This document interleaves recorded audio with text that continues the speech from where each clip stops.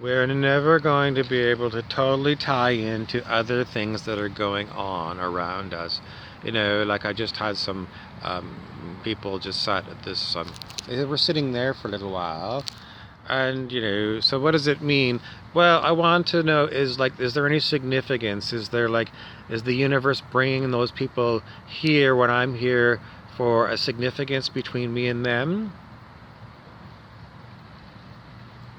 On a mundane level, I mean, people, if you live in a big city and you take the subway, it's like, you know, these people that are in the subway car with me, is this like a setup by the universe where we're supposed to interact somehow specially?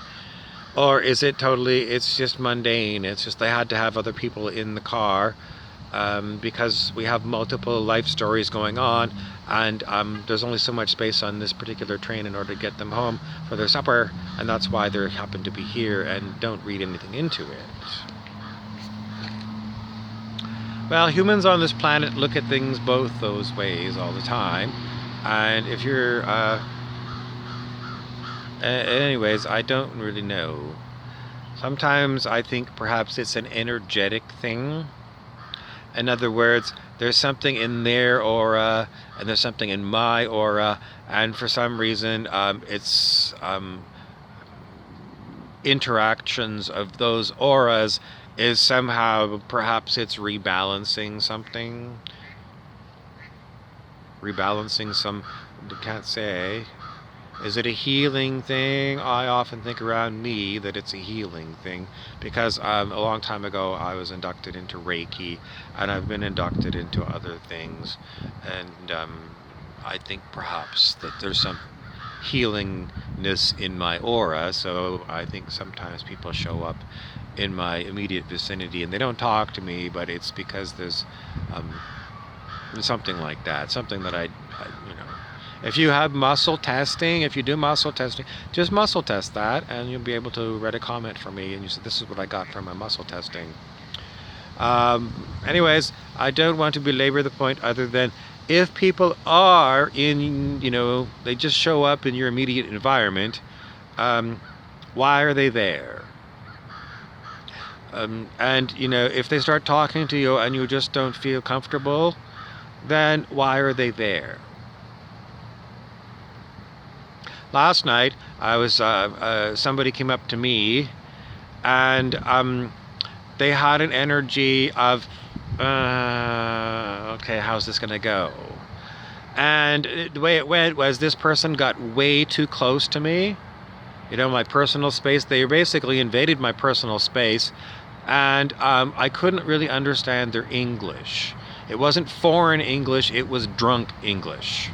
So it was a very large, like way bigger than me guy who was clearly intoxicated and wanted to get really close to me.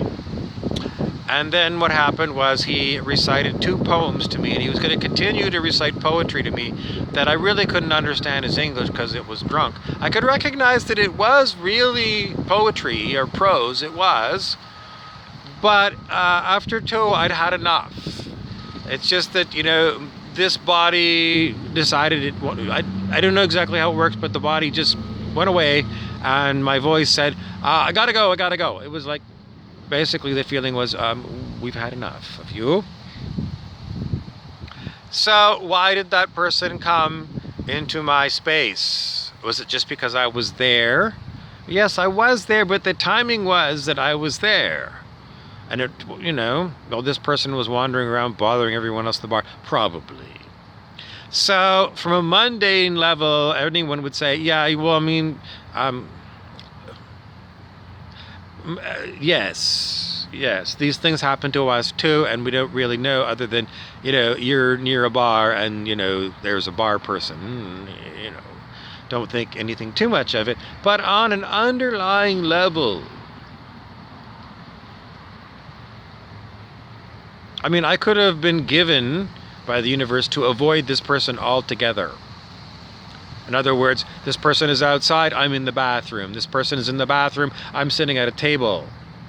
I mean, it wasn't necessary for me to be interacting with this person on a mundane level, but the universe had me interact with this person. So again, is it something in my aura that is healing him, or is there something in his aura that's healing me, or are we somehow together healing something else? Why do we say healing? Well, pretty much because if you're someone who is working to raise your personal vibration every day and fighting all the demonics that don't want you to raise your vibration, because that's what it's all about, having physical illnesses because the demonics are physically attacking you, psychically attacking you. Is it, well, maybe the demonics just need healing. They do.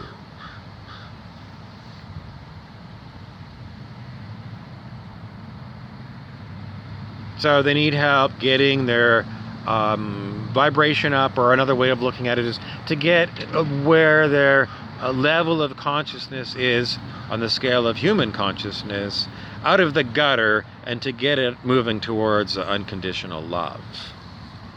So, and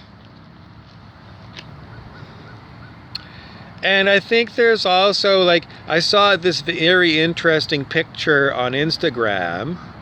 It was a toxic person. There was a picture, and there was two people there. There was a toxic person, a very low calibrated level of consciousness. They came over and they hugged somebody who was clean, didn't have any toxicity whatsoever. And all the toxicity from the one person, when they hugged the other person, it contaminated the second person so much the second person took on all the toxicity, and then the first person walked away and they were totally clean. So the implication is somebody who's toxic can pass it off to you. I'm not talking about by disease vectors. I'm talking about their consciousness level that you can measure on the scale of human consciousness with muscle testing.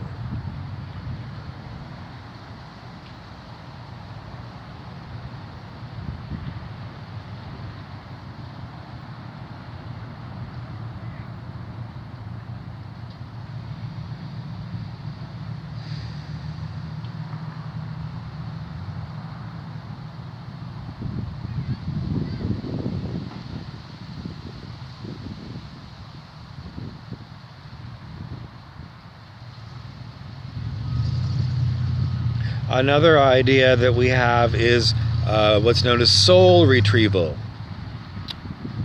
And from a shamanic standpoint, people who are walking around planet Earth with trauma, from a shamanic perspective, shamanic teachings are that pieces of these people's souls have left. And in a shamanic framework, somebody who figures that they got trauma can come to a shaman who can look at it and say, we think we've got soul loss with this person. And then the shaman might do a shamanic travel to an upper or lower realm, for example, to see if it can find the piece of the lost soul, and then bring it back to the person to make the person whole. So maybe that's something that's happening when you're meeting people and you're not having much of an interaction. Perhaps you are doing some form of soul retrieval. Maybe you're just a transit. In other words, somebody's piece of his soul is lost in Ecuador, and then the shaman gives it to you because you're from the United States, and the shaman's not going to the United States. The shaman needs this piece of soul to go to the United States, so he puts it in you. You fly back to the United States, and then what happens is somehow the spirits, maybe the shaman himself will arrange for some other people to be transits. Eventually, the piece of soul gets back to the person that it belongs to. I mean, there could be all kinds of these energetic exchanges with you for these kind of, you wouldn't normally think of these kind of reasons, but we're trying to figure it out, and that's what we came up with.